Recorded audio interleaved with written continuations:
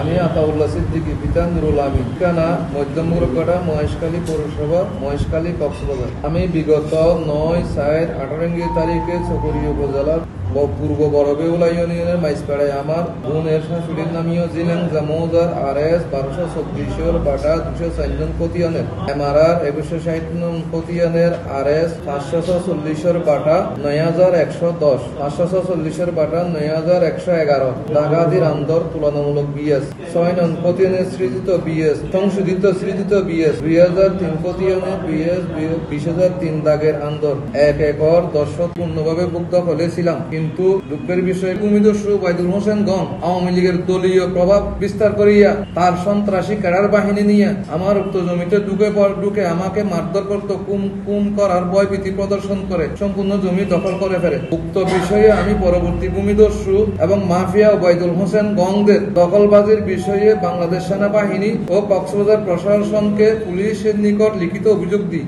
গত 5/8/24 তারিখে হাসিনা সরকার পতনের ফলে উক্ত ভূমিদস্যুরা আত্মগোপনে চলে যায়। কয়েকদিন পর টাকার বিনিময়ে কিছু আওয়ামী লীগপন্থী সাংবাদিকদের ম্যানেজ করে নিজেকে বিএনপির নেতা পরিচয় দিয়ে চাঁদাবাজি দখলবাজি শুরু করে। গত 8/9/24 তারিখে দিবাগত রাতে সুকান্ত পয়েন্টে উক্ত ভূমিদস্যু তার সন্ত্রাসী বাহিনী দ্বারা সরকারি বাতিলকৃত জমি দখল করে এবং স্থানীয় লোকজন তাদের দখলবাজি সচককে দেখিলে সে উপস্থিত লোকজনকে ভূমিদস্যু ও মাফিয়া ওবায়দুল জানায় সে বিএনপি রাজনীতির সাথে জড়িত। বিএনপির কেন্দ্রীয় নেতাদের নির্দেশে সে উক্ত জমি দখল করতেছে। তার এহেন কার্যকলাপের বিষয়টি উপস্থিত লোকজন ফেসবুকে ছড়িয়ে দেয় এবং আমি দীর্ঘদিন যাবৎ ভূমিদস্যু ওবায়দুল হোসেন গং এর দ্বারা আমার পরিবার পরিজন নিয়ে আতঙ্কে আছে এবং ওনাদের নির্যাতনের শিকার হয়ে আছি। আপনারা সাংবাদিক জাতির বিবেকবান, আপনাদের মাধ্যমে সংশ্লিষ্ট প্রশাসন ও বর্তমান সরকারের প্রতি এবং ছাত্র সমাজ এর প্রতি আমার আবেদন, উক্ত ভূমিদস্যু ওবায়দুল হোসেন গংদের দখলবাজি হইতে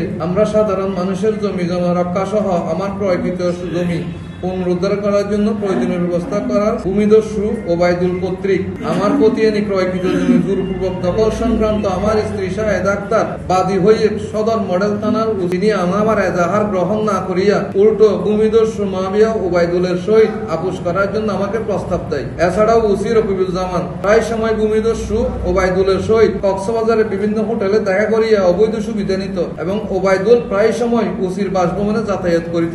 ওবায়দুল বিরুদ্ধে আমি আইনগত ব্যবস্থা নেওয়ার জন্য আপনাদের কাছে জোর দাবি জানাচ্ছি।